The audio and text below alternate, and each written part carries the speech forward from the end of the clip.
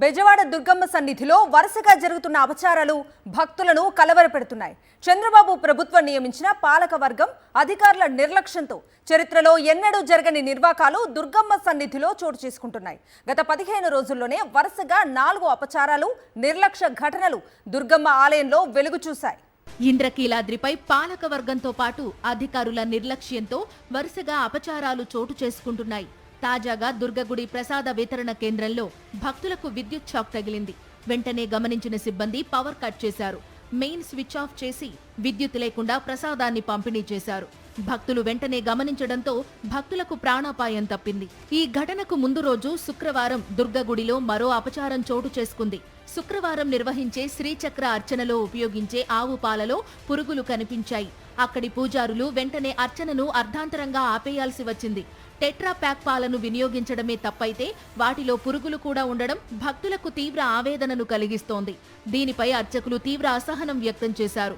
ఆవు పాలు తీసుకుని రావాలని అర్చకులు సంబంధిత వాట్సాప్ గ్రూప్లో మెసేజ్ పెట్టారు. సిబ్బంది వెంటనే స్పందించలేదు. దాదాపు అరగంట వరకు ఆవు పాలను తీసుకురాకుండా నిర్లక్ష్యంగా ఉన్నారు. దాంతో అరగంట సేపు శ్రీచక్ర అర్చన నిలిచిపోయింది. ఈ ఘటనపై అర్చకులు మనస్తాపం చెందారు.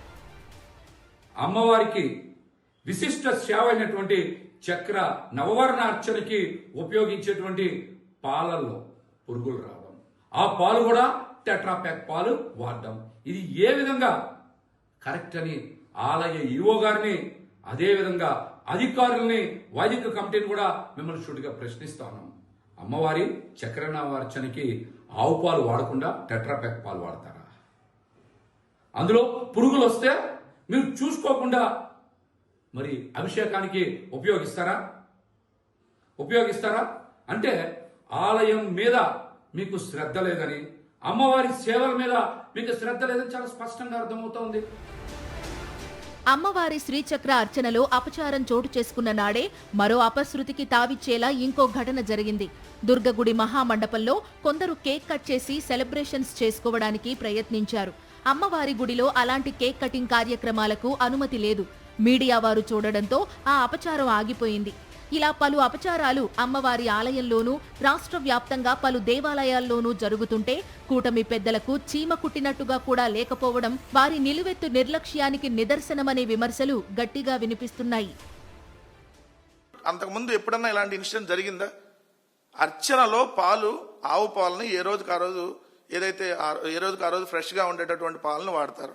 కానీ మీరు మొన్న ఒక కాంట్రాక్టర్కి ఇచ్చి టెట్రా ప్యాకెట్లు వాడాడంట. అంటే అంత కొవ్వెక్కి కొట్టుకుంటా ఉన్నారా? అంటే మీకు దేవుడన్నా అమ్మవారన్నా అసలు అంత లెక్కలేనితనంగా బిహేవ్ చేస్తా ఉన్నారా? అర్చన కూడా దాదాపుగా అరగంటకు పైగా ఆగిపోయినటువంటి పరిస్థితి. వందలాది మంది భక్తులు చూస్తుండగానే ఈ సంఘటన జరిగినటువంటిది. ఇదే జనవరి 9 మళ్ళీ అదే రోజు ఏదైతే దుర్గమ్మ ఆలయంలోని మహామండపంలో 5వ అంతస్తులో కేక్ కట్ చేయబోయారు. మీడియా వాళ్ళు చూస్తే దాన్ని ఆపేశారు. అంటే కేక్ అంటే తెలుసు కదా మీకు, ఎగ్ అయి ఉంటాయి. ఆ కేక్ కట్ చేయబోయారు మహామండపం 5వ అంతస్తులో. ఈరోజు చూస్తే జనవరి 10 దుర్గమ్మ గుడిలో ఉచిత ప్రసాదం కౌంటర్ వద్ద భక్తులకి కరెంట్ షాక్ తగిలినటువంటి పరిస్థితి. 15 రోజుల వ్యవధిలో ఇక్కడికి మనకి కోతవేటు దూరంలో రాజధాని ప్రాంతం అని చెప్పుకుంటున్న మన ఏరియాలో దుర్గమ్మ గుడిలో 4 ఏదైతే అపచారాలు జరిగినటువంటి పరిస్థితి. మరి దీనికి ఇప్పుడు కూటమి ప్రభుత్వం ఏం సమాధానం చెప్తుంది? కొద్ది రోజుల కిందట దుర్గగుడి చరిత్రలోనే ఎన్నడూ జరగని ఘోరం జరిగింది. గత ఏడాది చివర్లో దుర్గగుడికి విద్యుత్ సరఫరా జరగకుండా విద్యుత్ శాఖ అధికారులు నిలిపివేశారు. ఆలయ విద్యుత్ వినియోగ బిల్లు బకాయిలు ఉన్నాయంటూ పవర్ కట్ చేశారు. వేలాది మంది భక్తులు దుర్గమ్మ గుడిలో ఉన్నప్పుడే ఈ విద్యుత్ సరఫరాను నిలిపివేశారు.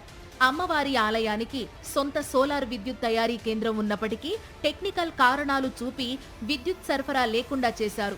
ఈ నేపథ్యంలో ఈ ప్రభుత్వంలో పాలకులు, అధికారులు ఎంతటి నిర్లక్ష్యంగా ఉన్నారనే దానికి దుర్గగుడి అపచారాలే నిదర్శనమనే విమర్శలు వెల్లువెత్తుతున్నాయి. ఇలా వరుసగా జరుగుతున్న ఘోరాలు, నేరాలు, పాపాలు, అపచారాలు భక్తులను తీవ్రంగా కలవరపెడుతున్నాయి. అయినా కూటమి పాలకులు మేలుకోకపోవడంపై అన్ని వర్గాల ప్రజలు మండిపడుతున్నారు.